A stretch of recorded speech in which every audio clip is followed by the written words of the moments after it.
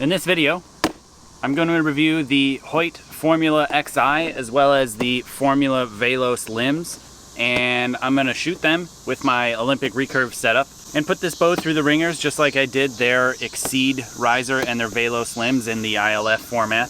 But I have the Formula set up here, so I'm going to go through the same riggers. I'm going to set up the bow, get a good tune at 30 meters, give you some initial impressions and feedback on the system, and then I'll probably do another video shooting it at 70 meters for score, because you get a little bit better detailed information when you shoot it for a longer period of time.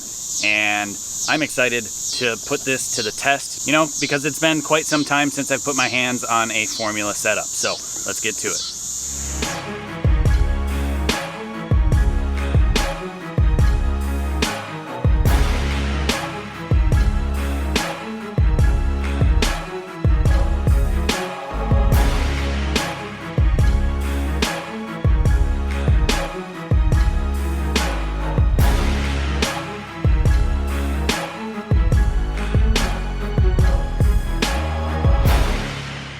So first of all, before we get too far into the video, I have to apologize for the cicada noises. It is ridiculous. They are very loud. It is just that time of year, and it kind of never really ends in Florida, to be honest. I totally forget about it, but it's very apparent to me that they're around when I listen to the video as I'm editing it. So I apologize for their, loud noises. It is what it is, and I can't change it. I'm not quite set up to do this inside of a studio yet.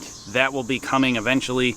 And I'm excited, just as much as you are, to have a dedicated space to review stuff, because doing it out here outside is a little tricky, and it definitely takes a little bit more work because I don't have everything set up and ready and good to go. So with that being said, definitely thanks to Hoyt for sending me this equipment to review.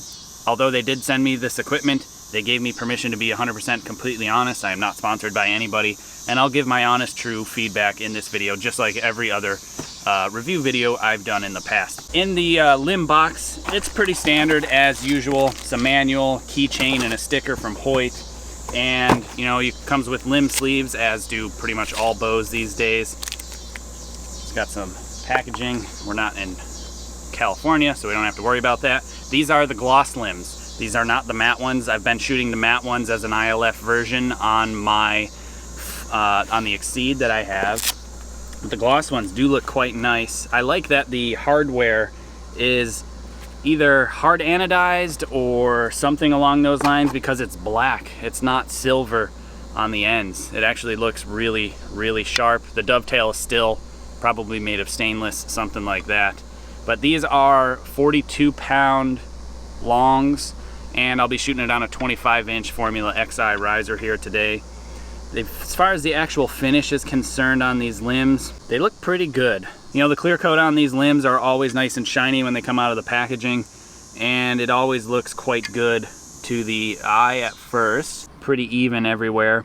On the base of the limb where it wears against the limb bolts, they have these little dots there to protect the clear coat finish, to let the limbs kind of move a little bit along the limb bolts area, so that way it doesn't make noise and clicking noises, and it doesn't wear away the clear coat. Normally I cut that stuff out and remove the clear coat, but I'm going to leave it on for this video and see if the clear coat has changed over the years at all. It was soft in the past for Hoyts, and I haven't had my hands on a set of clear coated limbs like gloss clear, and so I'll see how that goes. So I'm going to set these aside, and I honestly forgot what color riser this is myself, but what comes in the box is your standard pack with an extra spare grip. There's a white one here. There's probably a black one on the riser. Keychain, sticker, the low, medium, and high clicker plates, and some rocker shims, a arrow rest, and the manual. Again, very standard kit. And it comes with a riser bag, as usual. Also, always very nice. Oh, this one's black. Cool. So this is a black anodized Formula Xi. We are not in California, so I don't need that. It's very interesting. This Formula setup, usually all of Hoyt's setups have the limb bolt roughly flush with the edge of the riser there, and you can see it's quite recessed. The limb bolts usually come in a medium setting, so that's usually about 3 turns out, but they are definitely, that's beefy through here, really, really thick through that part of the riser, but it's still very lightweight. With the stock grip, the balance is pretty neutral. So pretty standard for a Hoyt, pretty neutral. Sometimes they'll sit a little bottom pocket heavy, but this one's actually very neutrally balanced, which is, you know, interesting. The cutouts look great. The machining, you know, as usual in a Hoyt, super, super nice. I don't see any tooling marks, any inconsistencies. The radiuses on the bow, they look a lot more consistent than in years past, because usually they hand buff these before they send them off to anodizers. And what I found in the past is that they would usually buff one side of the riser more than the other. So for example, this curve on this side, meaning going from this flat to this flat, this curve would be different than this curve, and because they hand polished it, right? And so what they would do, and you know, my perfectionist attitude is, it would potentially change the way the riser would want to flex because it's weaker on one side than the other if there's more material removed. And that's why I always went with powder coated risers. But it looks like they've got their polishing process down to a much more consistent manner, because the radiuses look pretty well identical on the left and right sides. I'm really, really happy to see that. So they've done good there. You know, there's a little bit of tooling marks in the areas here where it'd be really difficult to get a polisher down inside of, especially in this mark over here. You can see a little bit of tooling marks in there. I'm trying to get the sun to show you it. I don't know if you can see that. Otherwise, I think everything looks quite good on it. And I'm gonna start assembling it really quick. I have a lot of the stuff that I was set up and shooting off of my Exceed riser. The plates are all probably universal. I'm hoping they are. I'm gonna test that and see if they'll just bolt in place, because I've already got a rest on the high plate, which I like. I already have a plunger set up for the center shot. I already have all that set up, and actually it's the same plunger and the string and arrows as the speed test video that I did, where I got some efficiencies done. I'll put links in the description below for that video in case you haven't seen it. It's pretty cool. I liked playing with a lot of technical stuff, and I've got all that the same, so I'll be able to run this through the draw force curve check and through the chronograph and get an efficiency rating for this bow with the same arrow, the same tab, all the same stuff other than the riser and the limbs that have changed, and see if this formula system makes any difference as far as efficiency is concerned. That'll be exciting. That'll come later on in subsequent videos. So I'm gonna start taking my stuff that's off my Exceed and start bolting it on and get to going so I can start shooting this thing.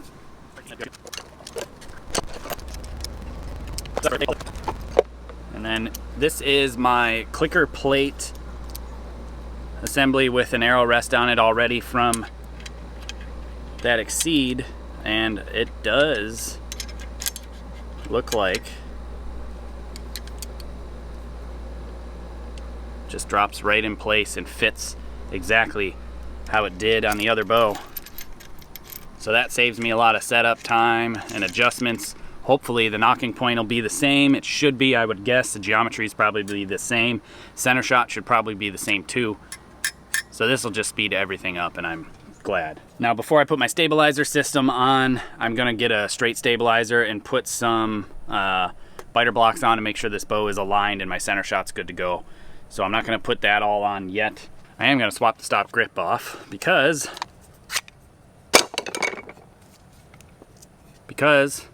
I have my own duplicated grips available through Recurve. This is the standard Recurve grip that I actually built for my win-and-win recurves when I shot those in 2017.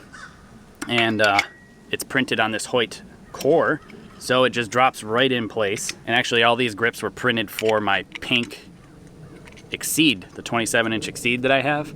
But this hot pink that is the plastic grip looks really good against the black anodized, actually. It works out pretty cool. So this is the Recurve Kaminski Recurve grip. If you're interested in getting one of these grips that I've made one for bare bow, one for recurve, and then I have another one that's a lowered pivot point that I used during the 2016 games in Rio. All three of those grips are available at Recurve. I'll have links in the description below on where you can find Recurve grips. That is an affiliate link, and it helps this channel out if you click it when you're buying those grips. And also if you use code Kaminski, my last name, at checkout, you'll get 10% off of your order. I'll have all that information in the description below. Before I get ahead of myself, These limbs are a little loose for my liking. I like if you were to take the limb backwards and put it in and turn it upside down, that the limb wouldn't fall out. Primarily when you're stringing your bow, if you're not using a stringer, the bottom limb can fall out of the pocket if it's not snapped into the detent super easy. That's part of a problem. Plus, I just would like to see a little bit tighter tolerances here on the limb bolts. It's just a little loose fitting. So that's the top limb on the top bolt, and it doesn't fall out when the detent's clicked in. You know, if I were to bang it, it might fall out, but it's not quite snug. Like this one's very, very loose as well and just falls right out. I like it to be a little tighter than that. I could probably put some clear nail polish in the inside and it wouldn't be so bad. But it snaps in and out, crisp, nice and easy, just like every other Hoyt always does. There's never an issue there. Again, it's a little loose for my liking.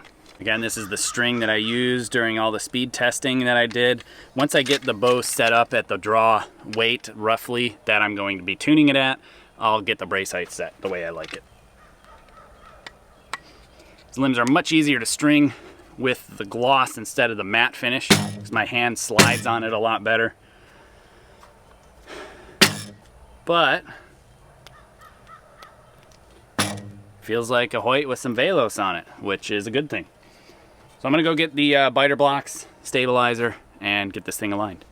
If you're interested in learning how I set up and tune my bows and why I am worried about putting a straight stabilizer into my bow to use my biter limb blocks here for checking out my alignment, I will have links in the description below on where you can pick up Tuning for Performance. It's a book I wrote on how to tune and set up your Olympic style recurve bow. A lot of the principles work for bare bow as well. I show you how I would take bows out of a box just like I did and get them prepped and ready to go to be able to go shoot them at World Championships or the Olympic Games and feel comfortable and happy with what I am using. And I give you all of my principles and in the order of importance of how you set up and tune your bow. And it's all set up there in an easy to read and easy to use format with no fluff at all. It's just information. Again, I'll have links to that in the description below on both my website, jkaminski.com, as well as on Amazon in case you prefer to shop there. If you do have my Tuning for Performance book and you've bought it through Amazon, I would really appreciate it if you'd go back and leave a review on that, or even the Training for Archery book if you have that too. It would really, really help me out because not many people give feedback on stuff, and it would help a lot. Plus, I have a tuning series on how to set up and tune your bow just like I do, and I will also have links in the description below if you're interested in that too. But I've got my straight stabilizer on here, biter blocks, barely hang on just like they did in the Exceed because the limbs are so narrow left to right, and even with this clear coat on, it's not really that much thicker than the matte finished version. All right, and we got both off, the bottom's off a lot more than the top, towards the same direction. So I'm gonna move the bottom first. I bet you it'll bring the top in.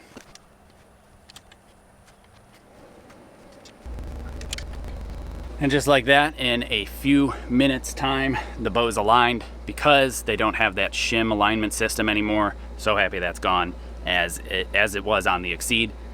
Definitely the way to go. And I'm done, aligned, perfect. Check my center shot. And just like I suspected, the geometry of the riser from, the left edge,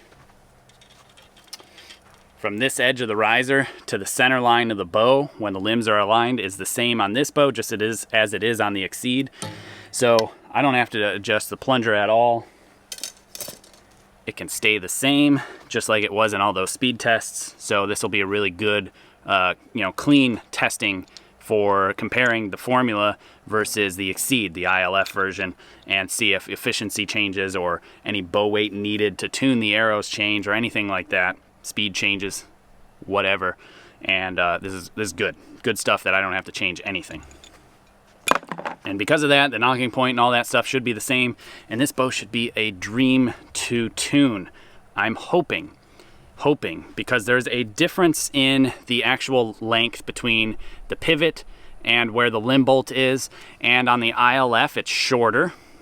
So when you move the limb bolt in 3 turns, you're actually increasing the weight of the limbs more. And I had to shoot those limbs totally bottomed out on the Exceed that were 42 longs as well to get this bow to tune. So I'm gonna start by bottoming out the limb bolts right away, get my brace heights close, set my tiller the way I want it, and I'm hoping it'll be enough draw weight to get these arrows to fly good enough to be able to get a good, sample data to do that efficiency test later on. But either way, so far it's been super easy to set up as expected with this Hoyt Formula Xi setup and this Hoyt Velos Formula Limb combo here. On Hoyt bows and limbs and everything, I've never had a need to necessarily unstring the bow while adjusting bow weight. They use nice anti-seize in the threads, so you can't really gall the threads all that much. And I just saw, as I was turning the limb bolt, those stickers that are supposed to protect the limbs on the bottom just let go of the one side and is now sitting in a weird position. So hopefully that didn't change the alignment. It is what it is, and that's just how these bows are. All right, so I am here at 30 meters. I've got a camera down range so you'll be able to see the impact points. I just have a 122 centimeter face up just because that's what I have on the bail. You're aiming at a single spot in the center of the yellow, so what's the difference as to what size the target is? I do need to set my sight. That's one thing that's not set correctly. I'm guessing that's going to be somewhere close. And I'm going to go through this and shoot some arrows. I have no idea if the clicker's set correctly. It looks like it's a little bit too far out, but I have no idea. So let's give it a go.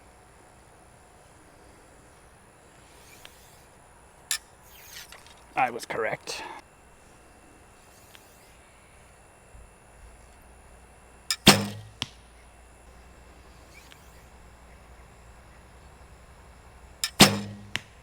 Bow feels quite good.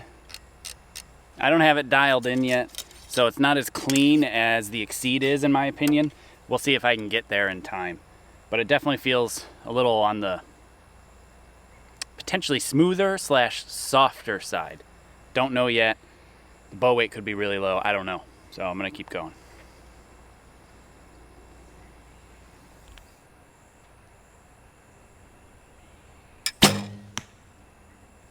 Tell you, this black anodized I really like. And because the radiuses are a lot more consistent, the hand buffing is way more consistent, I think I would pick this over the old blackout powder coat that I used to always pick.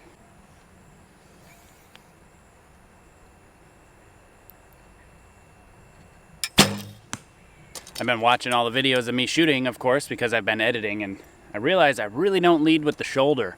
The land too, draw with back here instead of up here.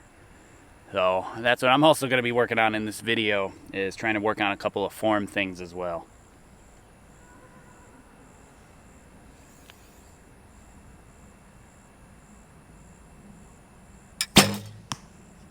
All right, I'll shoot one more flat shaft, and then I've got some bare shafts I'll throw down there. See what kind of tune we got. The arrows are kicking a little bit, so I suspect that they're probably stiff.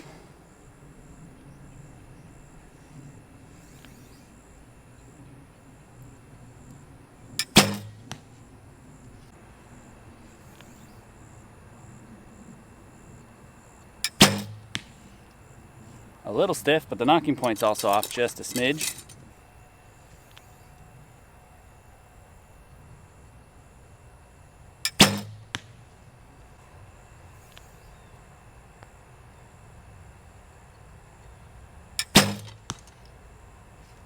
All right, I'm gonna go down there and check them out. It looks like the knocking point's definitely a little too high, and it is hitting quite stiff.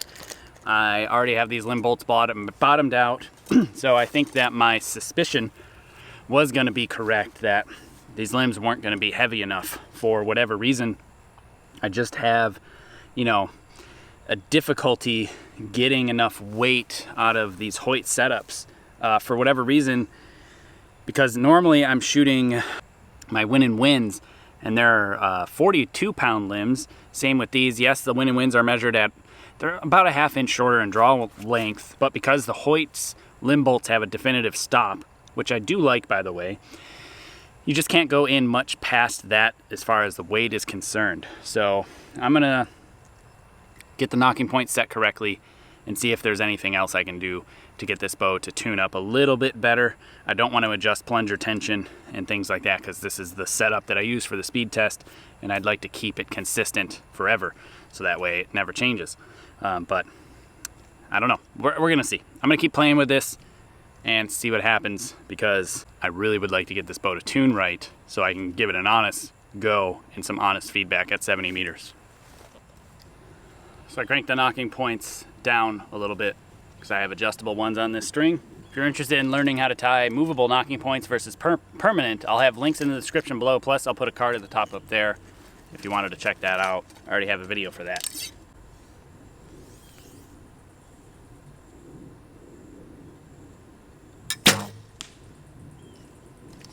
Definitely flying better. I'm going to alternate bare shafts and flat shafts now, just like I recommend.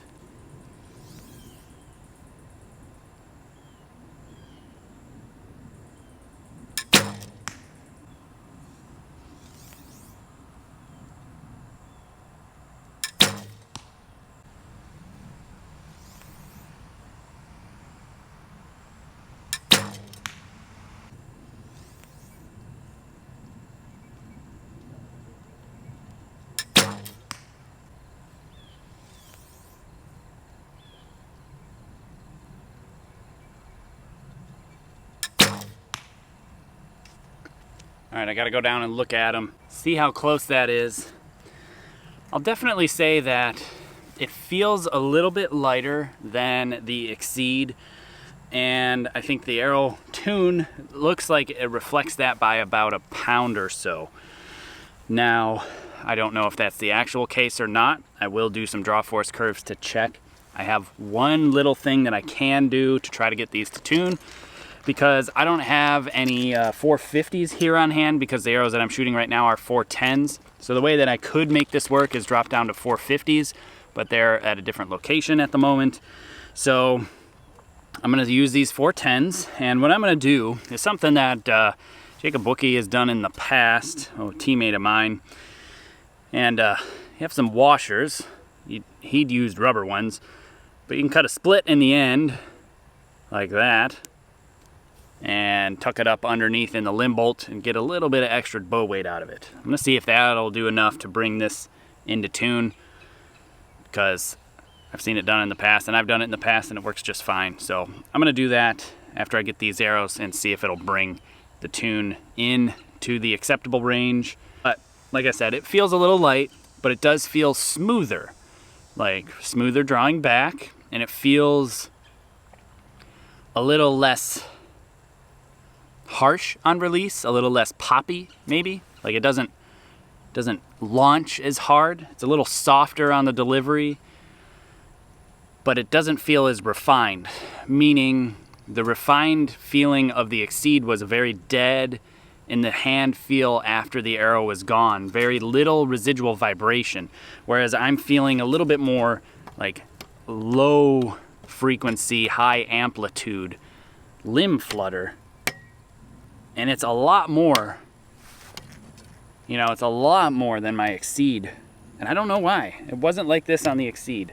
So at least it didn't feel that way. It doesn't make sense why it is doing that, because I have the same stabilizer setup. I have the same everything, you know, but this is 652 string material, which is fast flight, and it sounds like a Hoyt. So, meaning, you know, for years when I shot the Hoyt Formula stuff, I would shoot next to the Koreans, and, you know, the Koreans mostly, but some of the other win-and-win shooters, but mostly just Koreans. And their bows have a very distinct sound to them, whereas the Hoyts have a very distinct sound to them. But when I shoot the ILF stuff with the 652, it definitely sounds like a Korean bow, whereas this sounds like a Hoyt American setup. And I don't know if it's because it's the formula that changes the harmonics of the riser, the harmonics of the bow, the something, I don't know. But it has that, it doesn't have that same like sound or feel that the Korean setups have. I have no idea why. It's just something I'm noticing. All right, so I did check the arrows in the target and see where they were, and they were indeed just a little bit on the stiff side, about 1.5 inches, maybe 2 inches stiff overall. Not a ton, teeny bit low still, so I am going to move my knocking points down a tiny bit more just to clean that up some. And I'm gonna stick these washers that I've got behind the limb bolts in front of the limb So it'll space it that little teeny bit, and hopefully that'll get me enough bow weight, draw weight, to make this a, you know, consistently fair comparison. These are actually the washers off of the Formula Limb bolts, the Pro Series that pivoted.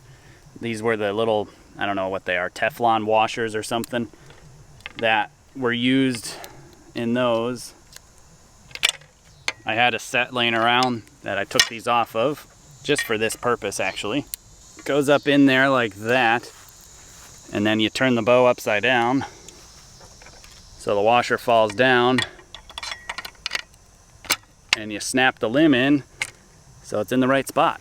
Because I didn't cut a wedge out of it or anything, I just cut a slit so it slides over the limb bolt without taking the limb bolt out. It ends up being flush and never having a missing chunk or spot out of it. And now I should have a little bit of extra bow weight, draw weight, and it shouldn't have changed the string alignment, limb alignment, nothing like that. Should not change tiller.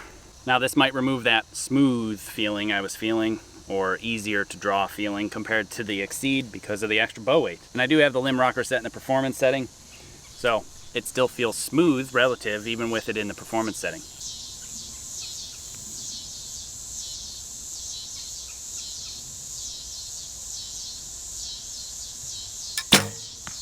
Actually, it feels a little bit better now. It doesn't feel as like there's as much residual vibration after the shot.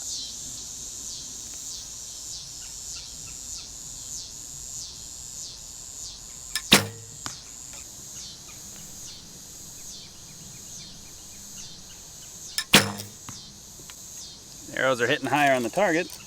Must have that little bit of extra weight, but again, like I said, that little change actually made a big difference in the feel. It just feels better. So maybe because the Exceed is again that shorter pivot to limb bolt length, so relatively I did have the Exceed setup, even though they were Formula Limbs. Compared to this setup, they were turned in further because the limb bolts have 6 turns from all the way in, 6 turns out. That's how much adjustment they have on the Formula as well as the Exceed. You know, so this Formula Xi should have less overall limb weight adjustment possibilities.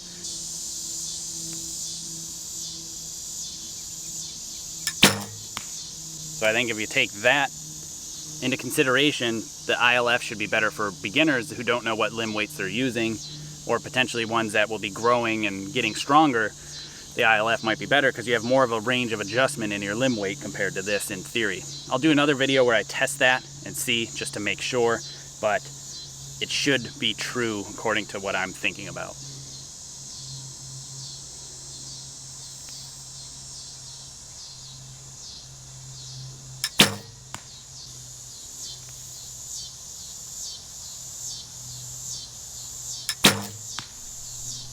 Feels pretty good now. I'm gonna go get them, check, see where that actually, the bear shafts landed. Yeah, so the bear shafts are still about 1 inch stiff, so that's better than before. Still not quite enough, but all 6 arrows were in basically the 10 ring on that 122 centimeter face, which is pretty close to what they'd be on an 80 centimeter face, all being, you know, really close to being all in the middle like I did during the speed test. It is capable to shoot that kind of group that I was doing on the speed test and put all 6 arrows within the 10 ring on a 60 or 80 centimeter face rather. And you know, I would call this tuned. This bow is more than capable of shooting well above my capability as far as score is concerned. The tune is not the problem, or the tune will not be the limiting factor of the score of this bow and how it shoots. So I'm comfortable with where it sits. But I'm gonna shoot a couple more arrows and let you know the final thoughts of the initial feedback and initial feelings on how this Formula Xi and Velos combo feels.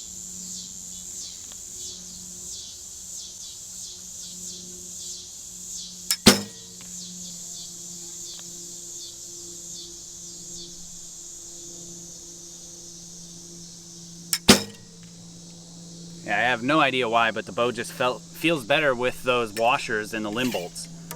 So like I said, it feels much more similar to the Exceed feel, and it's got to be because of the actual limb preload, limb position, because that's really the only thing that I just changed by putting in those washers. So I don't know why, but that makes a big difference for me.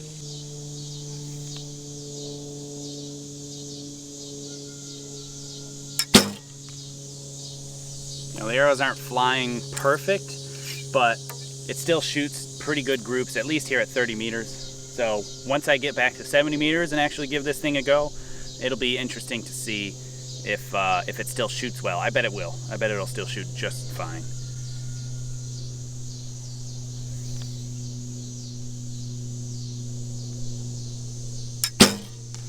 So it still is potentially a little smoother than the Exceed as far as what I just feel objectively.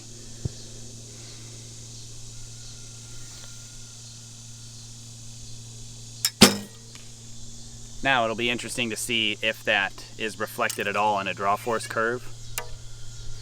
I don't know. And even though that shot wasn't the greatest, the bear shaft still went relatively in the group. So I can't complain. The bow seems to be doing just fine.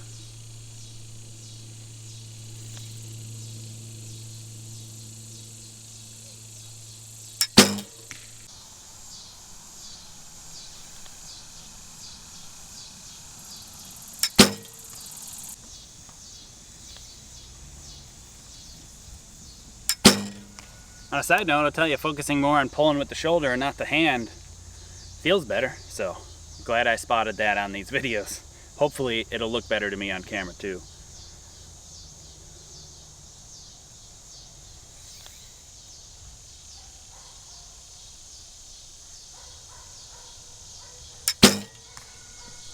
So if you notice a difference in my form, comment below, let me know if you think it looks better the way I draw compared to before. And we'll see, you know, even just the video shooting the barebow grip sear at 70 meters. I'll have links in the description below and a card up there for you to check out if you haven't seen that one either, where I shoot my barebow grip sear on my recurve at 70 meters. That was pretty fun.